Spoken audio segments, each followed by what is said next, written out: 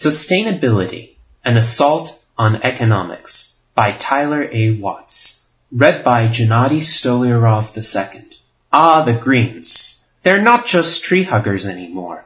They've been browbeating us to recycle, eat soy, save energy, drive less, ride the bus, and 1,000 other ways to act local for many years now. Now they've even got a hip new huckster on the big screen. No Impact Man, your conductor on a first-class guilt trip to Ecoland.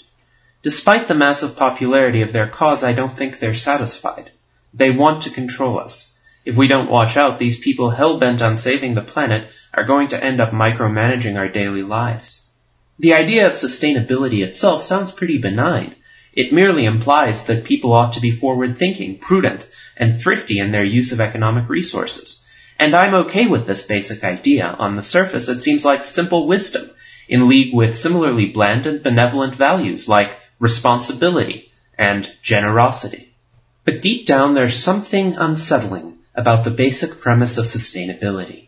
Sustainability advocates, let's call them sustainists, are damning in their fervor, poise, and rhetoric. Their ideology is pregnant with an accusation that the way things currently are is somehow unsustainable. There's an alarmism here which essentially claims there's a crisis. It's your fault for being ignorant, irrational, and greedy. You must do as we say to fix it, or we'll all die. This alarmist crusade, which underlies the sustainability movement, should rankle people with an economic understanding of the world. A basic tenet of economics is that markets are self-correcting and orderly. Prices indicate resource constraints and guide people in economizing on their use. Prices change as underlying supply and demand conditions change, inducing appropriate adjustments in consumption and production patterns. Prices channel the profit motive, a natural aspect of the human condition, into productive and innovative activities. In short, prices work. Sustainists are either ignorant or in denial of this basic lesson. Either way, we economists have our work cut out for us. The sustainists lament. The gist of the problem, as the sustainists see it, is that people are using resources irresponsibly, either using them up too fast, using too much of them, or using them in a way that will have negative long-term ramifications. In brief, sustainists disapprove of other people's actions, and are taking steps to correct their wayward brethren.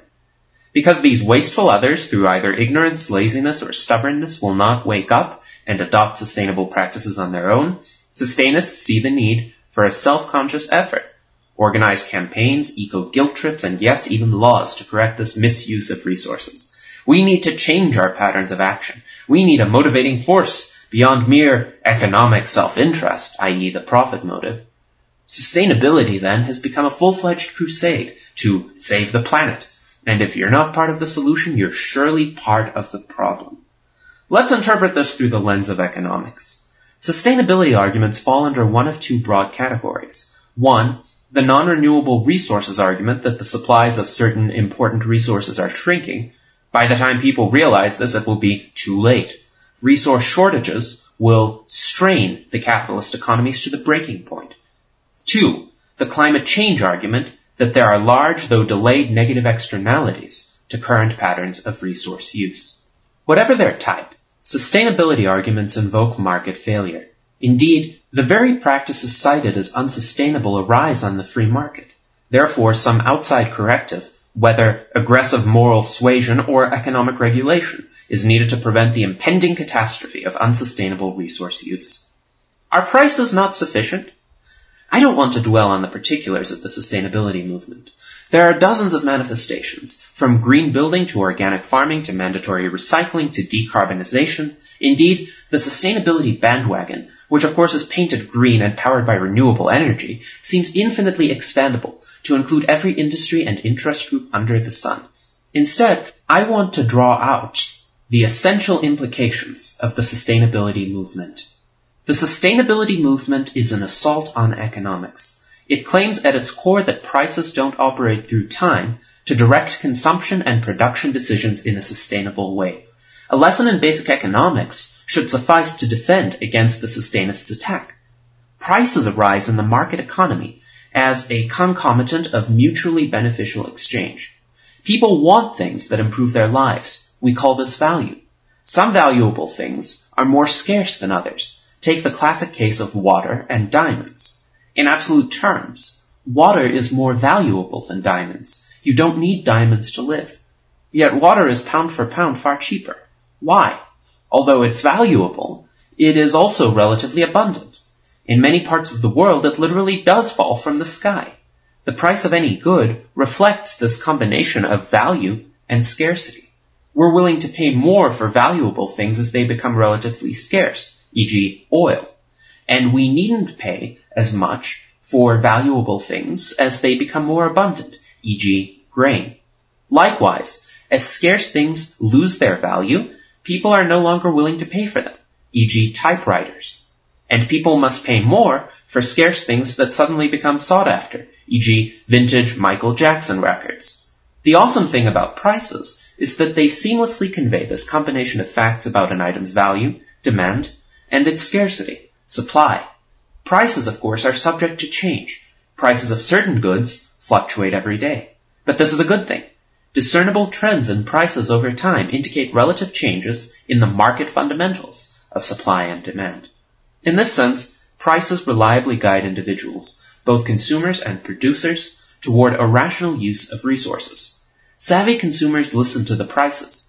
A rising price trend tells them to cut back on that particular item, and a falling price tells them to go ahead and use a little more of it. The same basic logic applies on the production side. Entrepreneurs, driven by the profit motive, are like bloodhounds sniffing out these price trends in search of profit opportunities, chances to create value through exchange. If the price of a good trends strongly upward over time, indicating it has become scarcer and or more valuable, they rush to find cheaper substitutes. The cheaper the substitutes, the higher the profits to be had, especially if you're the first to market. If prices trend downward over time, indicating that the resource is becoming more abundant relative to its usefulness, entrepreneurs devote their efforts elsewhere. The general outcome of these economic processes is captured by the statement, prices coordinate. In other words, the price system acts as an invisible hand, guiding people, both consumers and producers, in their economic actions. The real beauty of this free market price system is that it brings about its own kind of sustainability. This is not so much sustainability in the use of particular resources, for particular goods fall in and out of favor according to supply and demand factors, but sustainability of high economic growth and high standards of living in the economically developed capitalist economies. Take as an example the transition in the market for interior illumination. Tallow candles were replaced by whale oil lamps, which were replaced by kerosene lamps, which were replaced by incandescent bulbs, powered by electricity. There was no social or political pressure needed to accomplish this evolution. There was no peak whale oil movement, no kerosene conservationists, no sustainability crusade of yore. All it took was a functional price system, combined with the ever-present entrepreneurial drive for profits under a competitive free market order. Likewise, in our time, as sustainists and other worrywarts fret about resource depletion, the price system remains functional, quietly yet assuredly guiding individuals to economize on resources, search out profitable substitutes, and anticipate future trends. All this happens without preaching, without crusades, and without activism.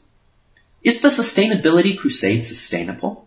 How long will sustainists be able to beat their drum, simultaneously trumpeting their greener-than-thou self-image, and attempting with varying degrees of coercion to make the rest of us act sustainable too? With the global warming scare losing credibility by the day, the likelihood of sustainists being able to claim even a moral victory is fading. Barring the earth melting down from a little bit of smoke, I'm not too worried about sustainists having much of a long-run impact. Hardcore sustainists are asking for a radically disruptive change from the natural order of the free market economy. They're asking us to forego wealth and embrace privation in the name of their cause. Although citizens of the Western democracies have seemingly become easy marks for anything green, we will only go so far toward saving the planet, especially when it becomes apparent that sustainability requires a march toward poverty and a deeply regimented and regulated society, and that the planet's not really in peril after all.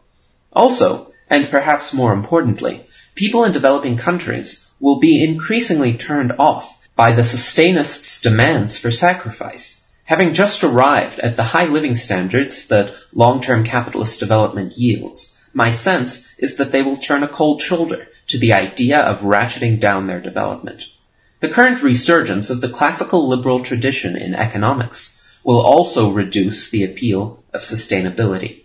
The idea of imposed or centrally planned sustainability will crumble under the realization that the spontaneous order wrought by the invisible hand of the free market price system is amazingly sustainable in and of itself.